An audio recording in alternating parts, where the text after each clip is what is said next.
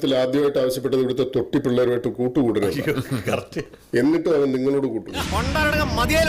അവന്റെ ഒടുക്കത്തെ ഒരു നാടകം ഈ കോപ്പുകെട്ടിന്റെ തലവെടുത്തിട്ട് പാടില്ല. വേറൊന്നും കിട്ടില്ല നിനക്കെന്താ പറഞ്ഞാൽ മനസ്സിലാവാത്തത്. കളിക്കുകയാണെങ്കിൽ നമ്മൾ ഈ നാടകം തന്നെ കളിക്കും. എന്തിനാ പേടിക്കുന്നത്? അവർ വരുമ്പോ നായ പോലും സിംഹത്തിന്റെ ധൈര്യം കാണിക്കും. ഞാൻ തിരിച്ചു വരുമ്പോഴേക്കും നീ കളിയൊക്കെ പഠിച്ചു വെച്ചോ. പ്രൊഫഷണൽ ആയിട്ട് നമുക്ക് നേരിടാം.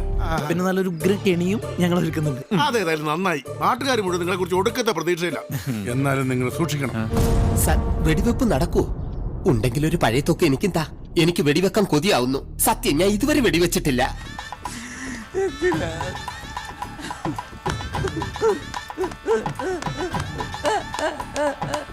എനിക്ക് പിതാവും പുത്രനും പരിശുദ്ധാത്മാവും ഒന്നുമില്ല. ഞാൻ ഒരു വ്യക്തി പോലും അല്ല. നിനക്കൊരിക്കലും വായിക്കാൻ പറ്റാത്ത ഒരു അൽഗോരിതം.